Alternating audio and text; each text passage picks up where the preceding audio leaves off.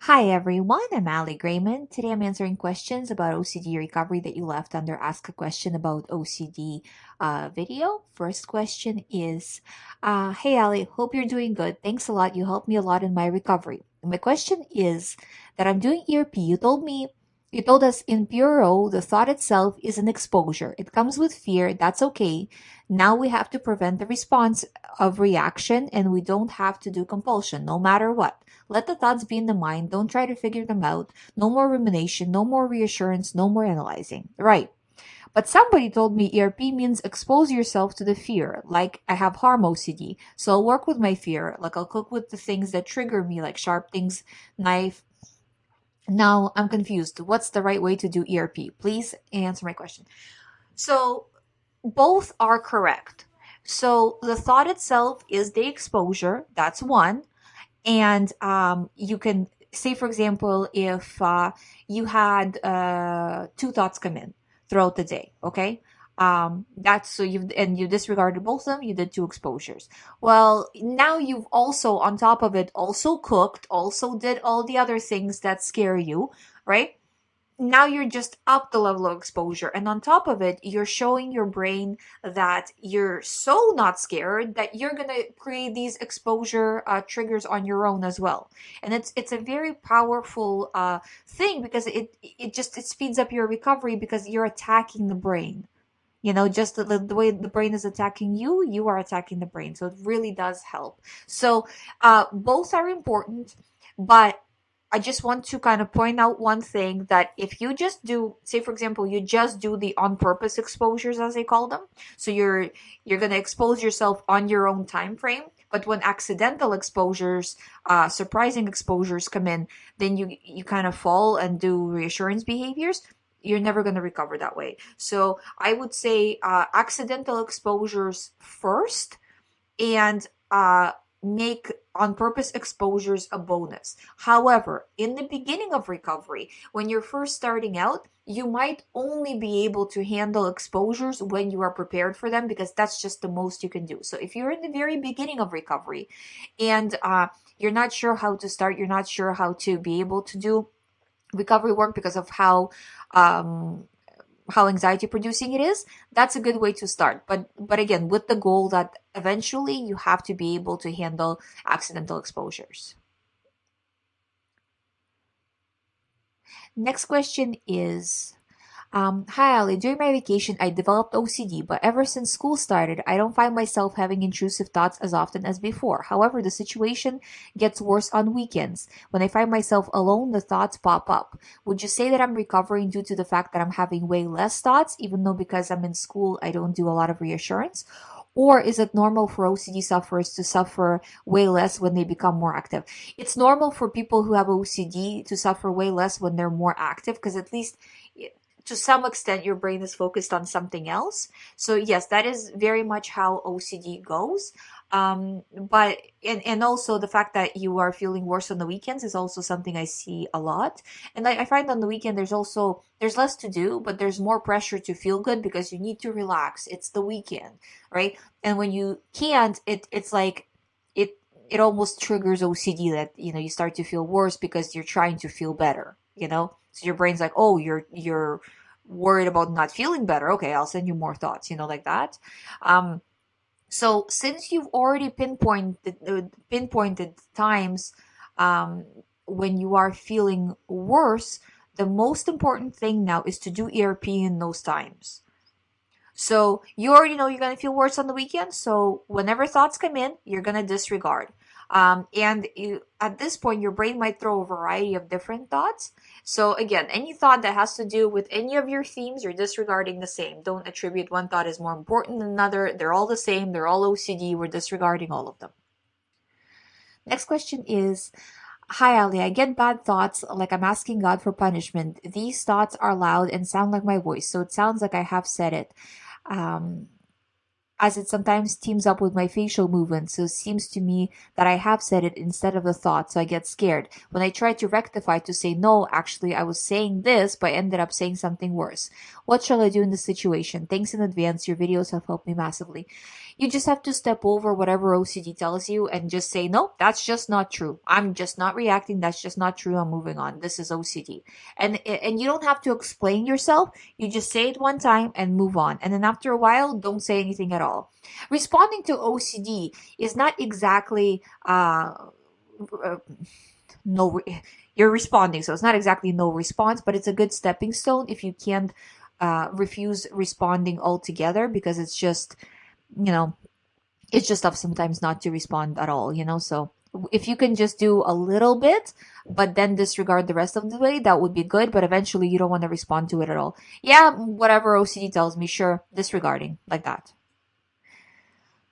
Next question is, hi Ali, my question is about self-reassurance. I sometimes have things pop into my head that reassure me, even though I don't feel that it was intentional. For example, my theme is about being bisexual, and sometimes during the day I think, I know this isn't true. I've already done this with my HOCD, and it's not true. I feel better afterwards, but I guess that's because it's reassurance. It's exactly what I was just talking about. It's funny how this question came up. Um, is it good to remember that I've already done this before, or is it hurting me? If it's bad, how do I stop? Thanks for everything you do. So I would say it's not bad as a stepping stone. Eventually you have to cut it down. So maybe if you feel like your anxiety is 10 out of 10, then that's fine. If you feel like your anxiety is, say 7 out of 10, 6 out of 10, then maybe just don't say it every time. So I've said it last time, I'm not going through it again, like that. And then after a while, not at all, kind of phasing it out. Hi Ali, thank you so much for your help. My question is why I still have the thoughts with no anxiety. I fight this theme for 4 months, and my anxiety is very low, even though the topic is very scary. That makes the thoughts seem real, and my mind tells me, oh, maybe you are like this and you accepted to do this bad thing, and that's why you don't feel anxious. But I am sure I don't want to do it. I will be thankful if you explain why the anxiety disappears. I should confess that I still ask reassurance and fight the thoughts. Okay, so that's what it is. So basically, because you've been doing recovery work, your anxiety, I wouldn't say it's because you still feel it, so it's not like it's gone. Or if you feel like it's gone, whatever. You know what I mean? Like that's not really the main part of my point. But let's say it's a lot lower, or it's gone completely. It's still an OCD thought because you are still you're just not anxious about the content of the thought anymore. You're now anxious about why you are not having anxiety. So you know how some basically, am I a bad person because I have these thoughts? Am I a bad person because these thoughts are coming in? Or now, am I a bad person because I have no anxiety? So you're still anxious. You're just anxious about a slightly different thing, but it's still OCD. Don't do reassurance. You have to disregard and push all the way. But you're on the right track because the brain is kind of trying to maneuver you back into reaction, which is, it's if you let it, it will. If you won't let it, it won't. And it's kind of it's. I would say do an overall over the course of a week. How did you do this week? Did you push? Did you do recovery work well, or not? Or did you do a lot of reassurance? Because day to day is kind of difficult, but week to week you should be cutting it down.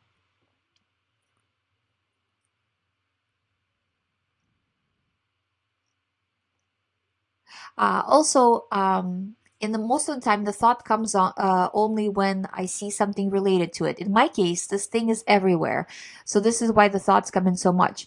But if I don't see this trigger, I think the thought won't come. Is this OCD? Yes, it's absolutely OCD, and it's actually good that you're being triggered. You just need to react correctly because that means you're just getting a lot of exposures in if you react correctly. If you don't react correctly, it means you're going down really fast, in terms of OCD, right? So react correctly, push through. I have exposures everywhere. That's great. I need to react well. Next question is, hi Ali, what is the first step to take in doing ERP? By the way, when I try to disregard the thoughts, it works for a little while, but in the evening time, it feels like the thoughts are getting stronger, that I can no longer disregard them, but to do compulsion. How do I cope with that? So basically, if you are doing ERP all day and by the time the evening comes, you're spent, you can't do it anymore. Okay, you did one reassurance. So kind of have a budget for reassurance behaviors, right? So if at the end of the evening this is when you fall down, try to fall down as little as possible and then phase it out completely, or try to push it off to the next day. The point is for you to cut it down. Whatever you cut it down is good already, you know? Next question is, hi Ali, because of my OCD, I ended up on surgery. Long story, but now I see how serious this is. Instead of getting my life in order, I started doing more physical compulsions than ever. My question is, how do I jump over the fear and finally start recovering? What's the first step? Please help. So the first step is to, in some way, and it could be very, very small step forward, reduce reassurance behavior. So instead of doing, first, I would say take the first day and just count how many physical compulsions you are doing. And it doesn't matter if the number is in like hundreds, it's fine. I just want you to count it, okay? And start to reduce. So, okay, so say for example, I did 100 compulsions today. Okay, tomorrow I will do, say, 90 compulsions max. And you're sticking to that number, meaning whenever you face the situation where you feel like you need to do a compulsion, you check, do I really need to do this? Because this is now taking away, and say if it's morning, I still have a whole day to go. So you have this budget of how many physical compulsions are you allowing yourself, and you continuously going down with the number. Next question is, you talk about disregarding the content, but I thought we were supposed to accept the content. How do you disregard things by not avoiding them? Thanks for your awesome videos. So okay, when you disregard, say for example, let's take a non-OCD thought. Let's say somebody gave you useless information. Whatever. Somebody said blah blah blah something.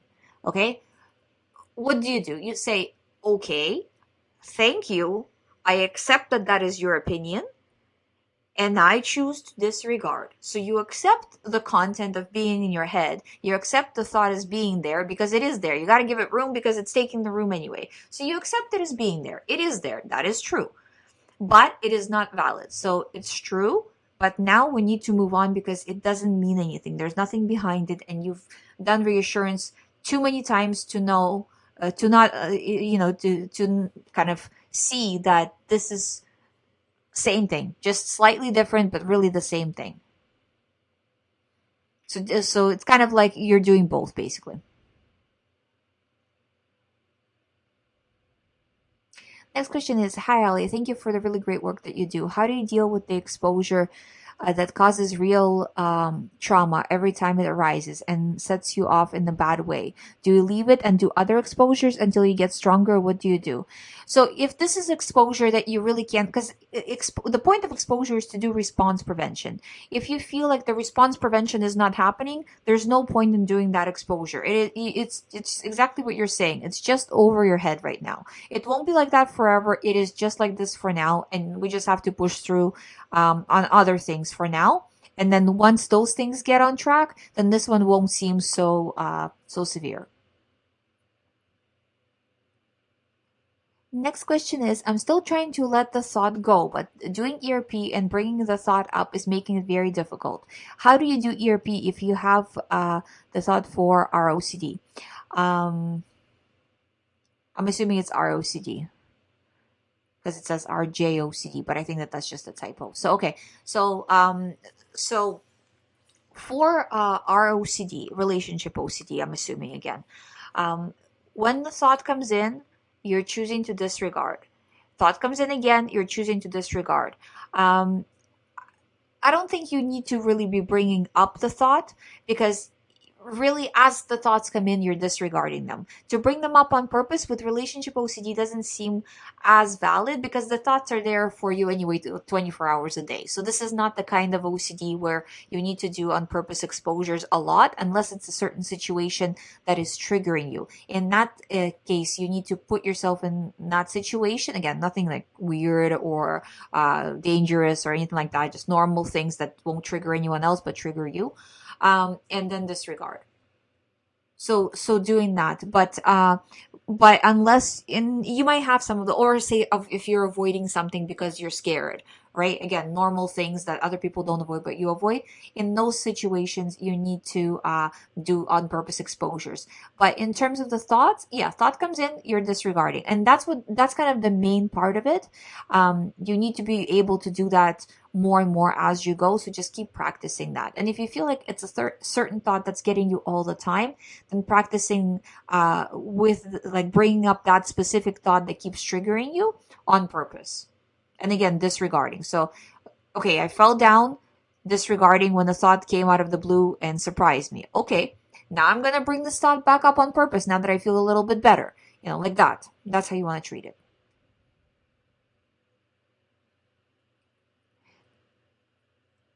Next question is, can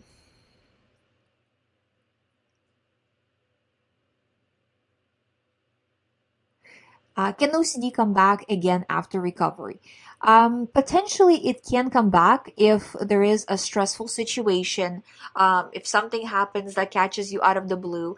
And this is why you need to really understand how OCD works.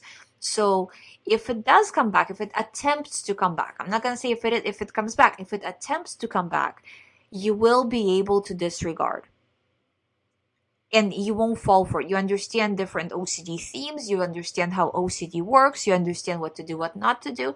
And in that case, yeah, you might get a thought. People without OCD get strange thoughts all the time as well, 50,000 thoughts a day. But you won't fall for it and won't get into compulsions like you did when you didn't know much about OCD. So don't be scared of it coming back. It's if you're doing the right things, it's not actually going to be something that's that you need to worry about. Next question is I always thought I always have the thoughts or unwanted images of harm of others, which gives me anxiety, but I have no cleaning or washing hand problem. Uh, do I have harm OCD or not? Yeah, this is classic harm OCD. It can come as thoughts, as images, as urges. That's all normal. You need to push through and choose to disregard.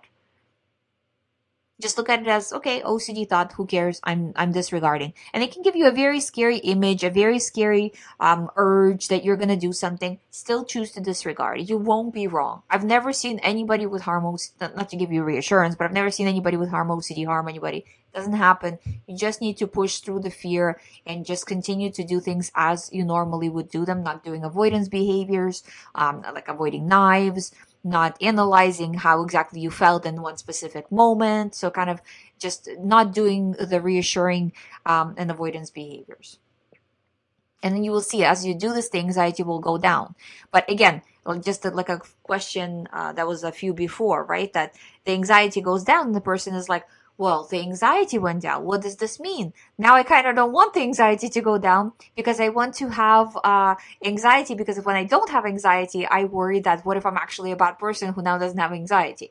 So that's kind of like the back of the spike, right? So just look at it as, yeah, now the anxiety is going down. Good. This is the process of healing. And it doesn't matter if it comes in with anxiety or with an urge or however, it's still OCD, still disregarding. Still, like, look at it very simply. It's harm OCD. I'm choosing to disregard. Next question is guilt and shame after recovery. For example, how can I think that? Okay, so guilt and shame with OCD is very common. This is a disorder. You didn't cause this. You didn't do anything to get this. This just happened to you. If you got into a car accident, would this be your fault if you were just walking down the street and got into a car accident? Nothing to do with you, right? This is the same thing. You got into an OCD accident. Not really like that, but you know what I'm saying, right? You kind of got blindsided by OCD. So look at it that way. This is not your fault. You have nothing to feel guilty about. You have no way of stopping these thoughts in the moment when they come in. Therefore, they are not your thoughts. They're coming on autopilot. You need to actively choose to disregard. And disregarding the shame and the guilt and all of that as well. Not just the thought itself, but the feelings that go along with it.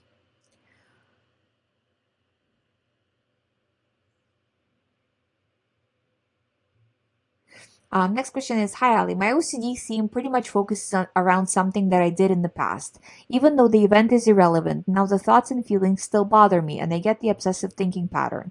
It sparks more intrusive thoughts and anxiety and it's hard to function sometimes. Is this OCD? What is the best way to handle this? Yes, this is OCD, real event OCD.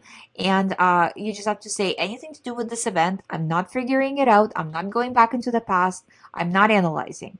And you need to make a choice to move on no matter what.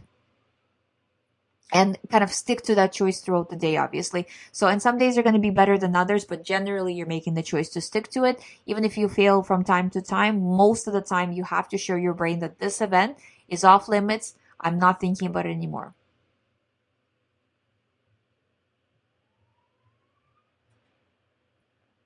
And again, see, this is how it goes. Hi, Ali. Your videos have helped me to my recovery journey.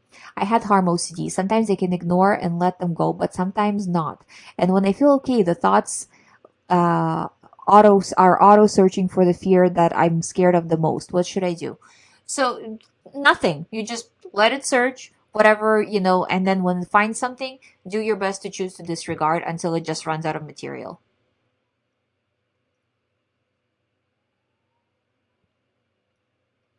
Next question is skin picking a high only happens when high level of OCD? Um, or is it a symptom of high level of OCD? I don't think it's a symptom for everybody.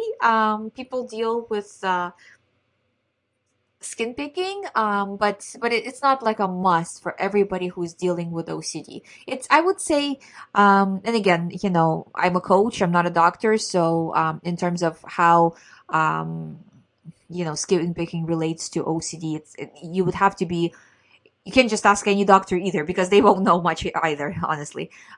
You would have to ask a skin picking specialist about this.